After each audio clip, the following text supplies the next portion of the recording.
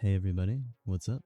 Just wanted to show you how I'm running the Smuggler Hideout sites real quick, and hopefully just provide a little bit of video context for someone that's looking to jump in the site, but is a little unsure of what they're getting into. Right now I'm running a Tengu that is a passive regen shield fit, pumping out a little over 1300 overheated DPS with heavy assault missiles.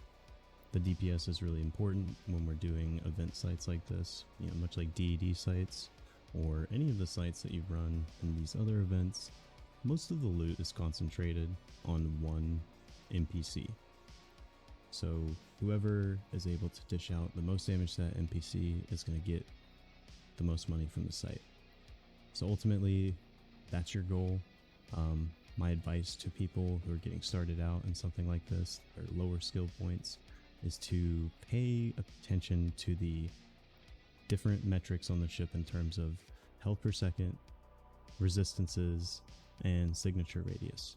Anytime I'm tackling something new in PvE that I'm unsure of how to do, or maybe there isn't a lot of information on, I always start way over tanked and then transition into higher DPS.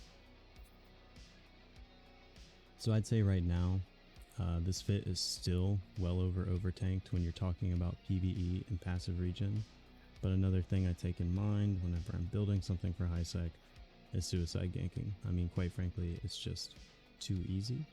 It's part of the reason why, I'll throw a couple other modules in my cargo hold just to swap out to if I feel like I'm going through a sketchy area like Udama, or just somewhere where any of the known gankers hang out.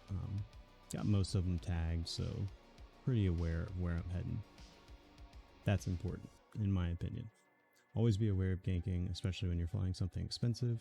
Right now I am. It's kind of how I like to do it in high sec, but you don't need to. Ultimately, you need to be able to tank the site, deal with newts, deal with being webbed, target painted, and disrupted. If you can handle all of that, then you start optimizing in terms of DPS. And DPS is your goal. So what are you going to deal with when you get in these sites? Really, it's going to be a bunch of different E-War frigates, stealth bombers, Banacors, hyenas. You're going to have rapiers, that sort of thing. Biggest threats are probably going to be tornadoes and Ichthyrses and the Draugrs. So the Ichthyrses and Draugrs are going to spool up damage over time. They're going to newt you. And the tornadoes have a really high alpha or a really high salvo strike. So it's a lot of burst DPS all at once. I would start probably more tanky than what you're seeing me run, just to get started. This is a Tengu that doesn't have a prop mod, so I'm using a tractor beam to grab my loot.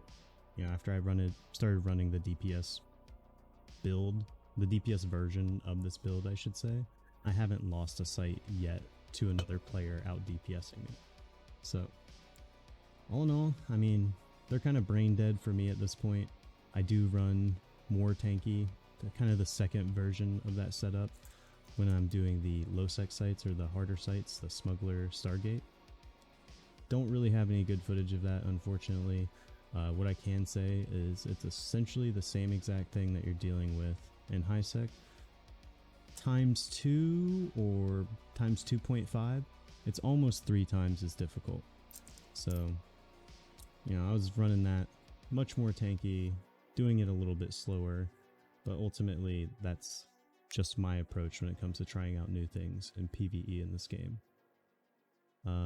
Also threw up the PELD sort of damage meter on the screen so you can get an idea of the actual outputted DPS that I'm doing after resistances and the actual incoming DPS that I'm receiving after resistances.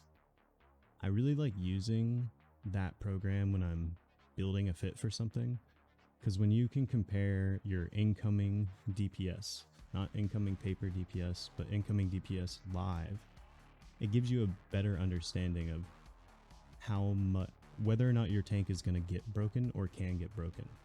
So in a lot of these scenarios, you'll see me teeter-totter on this graph around 170 to 200.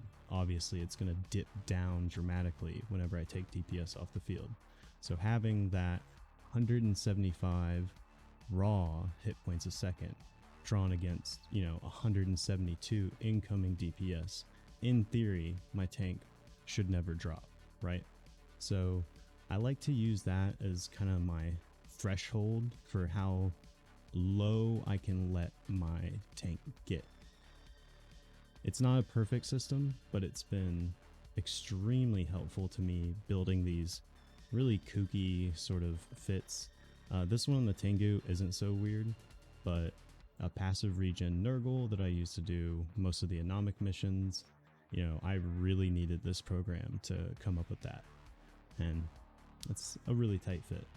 So all in all, I mean, it's really simple stuff, guys. You know, shouldn't be too much of a challenge as long as you can take those key approaches. You know, understand your signature radius, how much incoming health per second you have the ability to sustain nuke pressure, and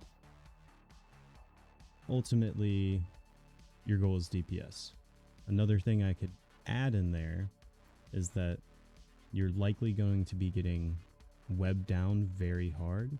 So, you know, if you're relying on speed tanking and you know that your focus will be the webbers, but you're not shooting the newts first, the mana drainers first, then you should probably make sure that you have enough capacitor overhead to be able to focus the webs first. Priority's really important when you're not in an overkill sort of fit, but I like to build Swiss Army knives that are absolute overkill for what I'm doing. So really in this fit, shouldn't even be a target priority. You just target things, press F1.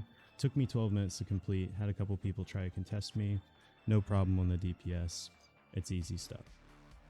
Thanks for watching. Hope I could help somebody out. And yeah, if you have any questions, just let me know. Thanks.